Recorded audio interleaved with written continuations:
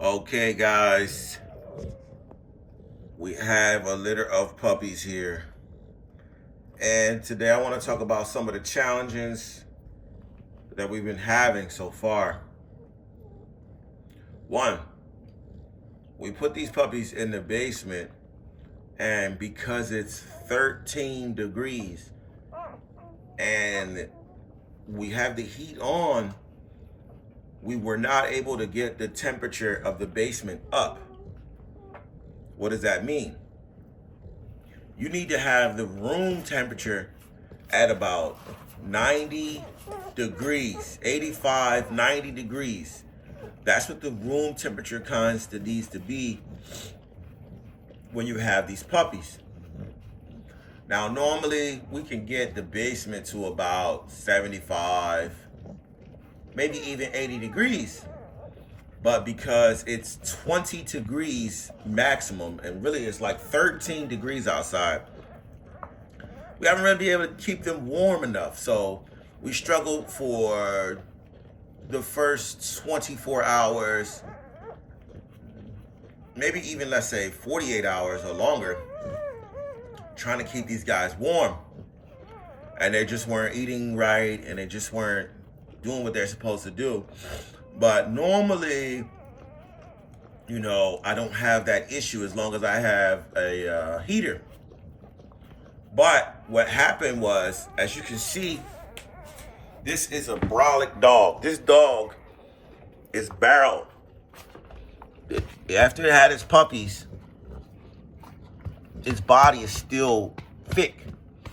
Normally, the mother is a lot longer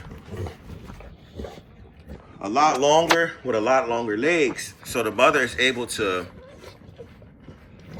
take and cover the puppies up and keep the puppies under her body so that the puppies they can stay warm.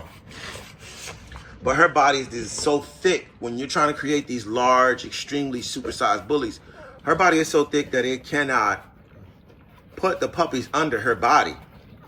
So the room temperature has to be 90 degrees. Now, in our basement, we were not able to achieve that no matter what we tried. We have drafts in the basement, a lot of different drafts coming from a lot of different areas. The heat cranks. The heat's on right now, and it comes on every 5 minutes.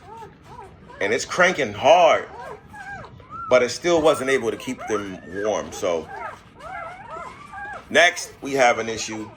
This dog has super thick nipples. Those nipples are not short, or skinny. They're really fat, like a cow nipple. So it's been really hard for them to latch on because of the size of that nipple. So that's why I want y'all to understand, when y'all trying to get a real bull that's real thick and really supersized, it's not easy to produce these dogs because of what it takes, man. I was ready to throw in the towel, but I got innovative. I was ready to throw in the towel and just say, hey, whoever survives, survives. Because it's a lot of work. It tested my soul. So literally, I've been up for 4 days with these puppies. They were born Sunday night. It's Wednesday morning. So from Sunday to Monday to Tuesday, now Wednesday, I've been up, and I've only been able to sleep for 20 minutes at a time. So for all you who want to be breeders and trying to breed the biggest, baddest dogs, this is why people only have 4 puppies in the litter. This is why puppies cost $5,000, $6,000. I mean, I've been up for 3 or 4 days with these puppies. You cannot really put a price on being up for 3 or 4 days straight. If I was working for 3 or 4 days straight, I could probably make $1,000 in those 3 or 4 days easily. Somewhere at a job, easily 3 days straight working, 4 days straight working, I can make $1,000. So, and then plus I spent money on heaters. I got goat's milk. I had to buy this rug, But now it seems like the puppies are doing pretty well. I just want to let you guys know the struggle I've been with, man. Like, the temperature outside really challenged me, you know. So I have these puppies in my bedroom. So that when they cry, I can just lean over and just, you know, put them in position. Because they're little whiny crybabies too. They want to be right where they want to be. They want to be in a warm spot on the nipple. If they want the nipple, then you got to put them there. So I got to order a whelping box. Because this one is dirty, all of it. You know, she got it dirty. And there's no real way for me to clean it unless I paint it. And aesthetically, it's not looking good. But you see, I have another heater here. And this heater right here is one of them old school heaters. This heater can get really warm. I mean, it's hot, it's warm in here right now. But the dynamic of it is, Gorilla is so thick and so bodaciously fat that she can't take the temperature. So she's overheating. They need to be warm, but she's overheating. So it's causing issues that way. But she seemed to just, my wife said, hey man, she got to get used to it. So she's used to it. And she's taking it very well. But I think like this window right here provides a little bit of a draft here to keep her from overheating, but the heat from right there keeps them warm. So it's enough to keep her cool over here at this spot. She can stay cool with a little bit of draft that's coming through this window here. Just a small little draft, you know. It's a lot of drafts in this house, man. When I'm done building this house, I'm gonna go around and just have a draft chaser and just kill all drafts. It's good to have drafts because it provides ventilation, but it's bad because it look at this puppy. This is a crybaby supreme. Let me pick this up. This is look at that, a tri-pie ball. Tri-pie ball. See the little tri marking on her face? All white. It's a beautiful puppy. It's a tri-pie ball female.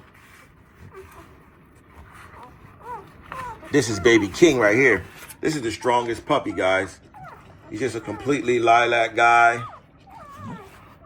We don't know if he's going to be tri, but more than likely he will be. This is a strong boy. The strongest.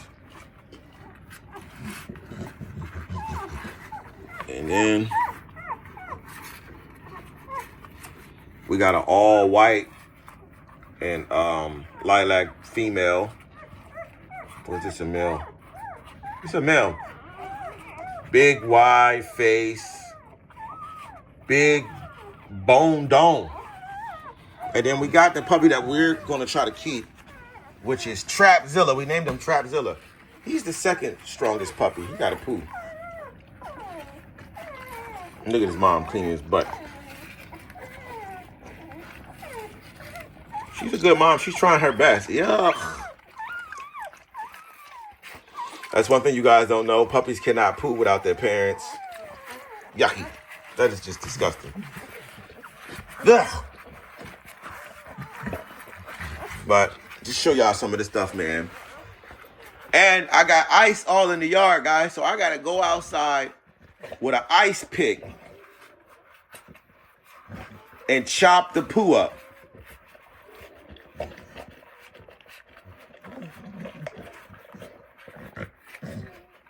I got to go down there with an ice pick and chop the poo out the ice and clean the yard. But man, we've been challenged, man. It's a lot of people been hating, talking about something. There's no love. I've been up for 4 days. And somebody said, you don't love those dogs. Trust me. Normally, you don't have to do half the work I'm doing, but man, this has been very challenging. So now I'm going to get dressed, go outside. Look at this shit. And chip poo out of ice. I'm going to chip poo out of ice. Hopefully I don't fall because I'm 42 years old. And last year I did fall in the ice. And trust me, when you get this age, I've fallen and I can't get up. That shit is real. Your big ass fall at 40 something years old, 250 pounds, you're going to hit that ice real hard. So now I gotta try to do my chores, and hopefully everybody stays good, man. But as you can see, man, we got the puppies. They're very big, very large. The amount of work I'm putting in these puppies, man, these puppies need to go for like $3,500. But I realize it's not a lot of people got $3,500. And you shouldn't be trying to charge $3,500 for dogs that's not necessarily straight out of the show ring. But man, the amount of work I'm putting in these dogs, y'all would not believe it. I was ready to tap out, and I'm used to this shit, but this is our first time trying to create super bulls. You know, they can't fit under their mom, so they're on the sideline. Normally, the mother can cover over the whole body and keep everybody warm. But that in this case, they can't do that. So your room that you got them in gotta be 90 degrees. You know, imagine trying to heat up one of these houses. This house is huge. I got 9-foot ceiling, 9.5-foot ceilings in every room. 3 floors of this. 1 heater. So I'm gonna just leave this. I got them in this room. I'm gonna move the curtains and let the sun shine in and kind of heat this room up. You know, I got the food right here with the goat milk powder in it. About to go outside and shovel some ice and poop.